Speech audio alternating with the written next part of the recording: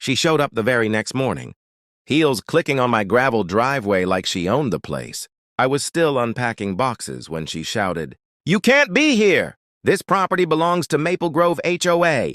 Her voice echoed across the lake. I turned around slowly, wiping sweat from my face. "Actually," I said, holding up the old deed my grandfather left me, "this land's been in my family for 3 generations." She laughed, one of those fake, sharp laughs that cuts through silence. "Nice try," she said, pulling out her phone. "I'm calling 911. You're trespassing on HOA grounds." Before I could respond, her SUV screeched away, leaving a cloud of dust behind. 10 minutes later, I heard the sirens. 2 HOA officers in black uniforms stepped out, hands on their belts like they were real cops. Behind them, Karen crossed her arms, smirking. "Arrest him," she demanded. "He's refusing to leave community property." I looked around. Signs clearly said, "Maple Grove HOA boundary ends." "Here."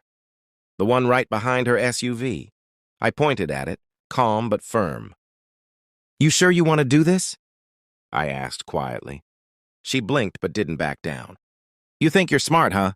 My husband's on the HOA board. You'll regret this." I didn't say anything, just handed the officers a copy of the county map, with a bold red line showing where the HOA's land ended and where mine began. One of them hesitated. "Ma'am," he said softly. "Technically, he's right. His cabin's outside HOA limits." Karen's smile disappeared. Her face turned red. "No! This can't be right. That property was supposed to be part of Maple Grove." I stepped closer, lowering my voice. "Maybe that's what you wanted. But what's on paper doesn't lie." She glared at me like she wanted to burn my house down. "We'll see about that," she hissed, walking back toward her car. I watched her drive off, knowing this wasn't over. She'd be back. And next time, she wouldn't come alone. She called 911 on land that didn't even belong to her. The next morning, I woke up to the sound of engines, multiple. When I stepped outside, 3 black HOA trucks were lined up along the dirt road, blocking my driveway. Karen was there again in her red blazer like it was armor, holding a clipboard and barking orders at the men, unloading orange cones and violation signs. She looked up at me and smiled sweetly, the kind of smile that hides poison. "Good morning. We've decided to resurvey the property lines. You may be standing on HOA land after all." I crossed my arms. "You mean the land that's been privately owned since 1956? My grandfather built this cabin before Maple Grove even existed." Karen ignored me, motioning to one of her so-called officers. "Post the notice on the door," she said. "We're citing him for illegal construction and boundary encroachment." The man hesitated, but she snapped, "Do it!" That's when I walked over, pulled the paper off the door, and handed it back to her. "Fake notices are still illegal," I said quietly. "Unless you want to explain this to real law enforcement." Her face twitched just for a second before she recovered. "You think you're untouchable? You're just some lucky heir. We run this community." I smiled. "No, Karen, you run your community. Not mine." Her jaw tightened. "We'll see about that. I'll have the county reassess this property. You'll be out of here by next week." I watched her storm off again, her SUV splashing gravel as it sped away. One of the HOA trucks followed, but another lingered. The driver rolled down his window, eyes meeting mine. "Between you and me," he said quietly, "she's gone too far this time." Then he drove off. That's when I knew Karen wasn't just going to push boundaries. She was planning something bigger, and I had to be ready. She thought a fake notice could erase my family's legacy. That night, rain poured over the lake and thunder rolled across the hills. I was inside checking old files my grandfather had stored in a steel box under the floorboards, maps, letters, and one worn-out envelope marked "County Ownership Proof." My instincts told me I'd need it soon. Around midnight, headlights flashed through the window. I stepped onto the porch and froze. Karen's SUV again, but this time she wasn't alone. 2 uniformed men stepped out, flashing badges. One said Maple Grove Security, but their badges didn't look official. Karen stood behind them, umbrella in hand, grinning like she'd already won. "We warned you," she said. "You didn't leave. Now we're removing you by order of the HOA." I took a step forward, calm but firm. "You have no jurisdiction here. This is county land, not community property. The taller man smirked. Sir, we have orders to clear this area tonight. Please cooperate. Orders from who? I asked. Karen interrupted. From the board and from me. Before I could respond, the men started walking toward my front door. I moved faster, blocking their path. Touch that door, I said, voice low, and it becomes trespassing. For a moment, the only sound was the rain hitting the porch roof. Then I pulled out my phone, hitting a contact labeled Sheriff Owens. Karen's smile vanished. Who are you calling? She snapped. The real police, I said. And before you ask, yeah, the sheriff's an old friend of my grandfather's. He helped him draw those property lines. You keep pretending don't exist. Her face went pale, but she tried to recover. You think your little stories will save you? You'll regret defying the HOA. I looked her dead in the eye. You already made your first mistake, Karen. You brought fake cops to real land. Within minutes, flashing blue lights appeared behind her SUV. Karen turned slowly, realizing those weren't her men this time. She brought fake cops, so I called the real ones. The real sheriff's cruiser pulled up, cutting through the rain. Sheriff Owens stepped out, hat low, coat soaked, but calm as ever. He walked right past Karen and her officers without a word, heading straight for me. Evening, son, he said, glancing at the fake badges. Heard there's been some trespassing trouble. Karen stepped forward fast. Sheriff, thank goodness you're here. This man broke into HOA land. We were just trying to enforce our regulations. Owens turned slowly, eyes narrowing. Regulations? He gestured toward the signs around the cabin that clearly said, private property outside. HOA. Seems like you're the one standing on private land, ma'am. Karen tried to laugh it off. There must be a mistake. The HOA has jurisdiction here. Owens took out his flashlight, shining it on her men's badges. Funny, these aren't county-issued. You boys want to tell me where you got them? The two fake officers froze. One mumbled, We're with Maple Grove Security. Owens's tone hardened. That's not law enforcement. Impersonating an officer is a felony. Hands where I can see them. Karen's face went white. Wait, no! They were just helping me. Owens ignored her, motioning for backup. Within minutes, real deputies arrived. They cuffed the two fake cops as Karen shouted over the rain, This is harassment! I run Maple Grove! You can't do this! Owens turned to her, voice calm but sharp. Ma'am, you've been trespassing. Filing false reports and interfering with a private property owner. You're lucky we're not adding obstruction to that list. I stood quietly, watching her world crumble.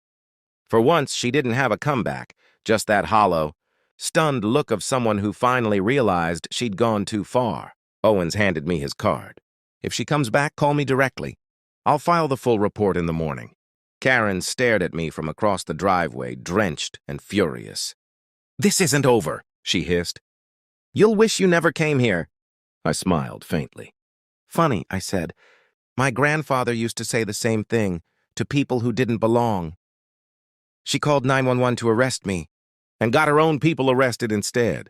The next morning, the storm had cleared, but the air felt heavier, like the calm before another fight. I stood on the porch sipping coffee, watching the sunrise shimmer over the lake. For a brief moment, it felt peaceful, until I saw a line of cars slowly pulling up on the road again. Karen was back. No cops this time, just a group of HOA board members in suits, holding clipboards and cameras. She stepped out first. Her hair still damp from last night's rain, but her ego untouched. Morning, she said sharply. We're conducting an official property audit. If your land overlaps our boundaries by even 1 inch, you'll be evicted. I sighed. You ever think about just apologizing? Her lips tightened. I don't apologize to rule breakers. The men spread out, taking pictures of my fence, mailbox, even the tree line. I noticed one of them secretly planting a metal stake near the corner of my property, right past the actual border. That's when I realized their plan. They were trying to move the boundary markers to make it look like I was encroaching on HOA land. I pulled out my phone again, but not to call anyone. I just pressed a button on the app linked to my security cameras. Little red lights blinked from the trees around us, recording everything. Karen saw it and froze. What are those? Cameras, I said casually. High-resolution motion activated. They've been recording since you arrived, one of the board members muttered. Karen, maybe we should leave. She glared at him. No! He's bluffing. I walked over to the stake they planted, pulled it out of the ground, and held it up. If I were bluffing, you wouldn't be on video committing property fraud right now. Karen's face flushed red. You can't use that footage. This is private HOA business. I smirked. Not on private land, it's not. She stepped closer, her voice dropping. You think you've won, but I'll find another way. You're playing with people who have power. I leaned in slightly. And you're standing on land that has history. Big difference. She stormed off again, her car kicking up dust as she sped away. I watched her go, knowing she was planning her next move. But she didn't know. I had just baited her into her biggest mistake yet. She tried to move my property line. I caught her on camera doing it. 2 days later, everything went quiet. Too quiet. No cars, no fake notices, no HOA letters. Just silence. It almost felt wrong. I knew Karen wasn't the type to give up. She was the type to wait until no one was looking. That evening, as I was repairing the old fence near the back of my land, I heard rustling near the trees. Then the sound of digging. I moved closer, staying hidden behind a pine trunk. There she was, Karen, flashlight in one hand, shovel in the other, digging around one of the old survey markers. She was trying to bury the original border post and replace it with a new one. I quietly hit record on my phone. When I stepped out, she froze like she'd seen a ghost. Working late, Karen? She stammered. I was just checking the boundary. With a shovel? I interrupted. And a brand new stake marked Maple Grove HOA? Her face turned pale. You don't understand. This land belongs to the community. It always has. I took a few steps closer, voice calm but sharp. You keep saying that. But this land was my grandfather's before you even had a community. And I've got every inch of it recorded from last night, from this morning, and now from right now. Karen's hands started shaking. You wouldn't... Upload it, I said. Already did. Sheriff Owens has the footage, and so does the county office. She dropped the shovel, her voice trembling. You set me up. I shook my head. No, Karen, you set yourself up the moment you decided the rules didn't apply to you. Behind us, headlights appeared on the road again. Owens' cruiser. He stepped out, saw the scene, and sighed. Didn't think I'd see you again this soon, ma'am. Karen tried to plead. This is a misunderstanding. Owens pointed to the half-buried marker. Not from where I'm standing. He turned to me. You mind if I take this as evidence? Be my guest, I said.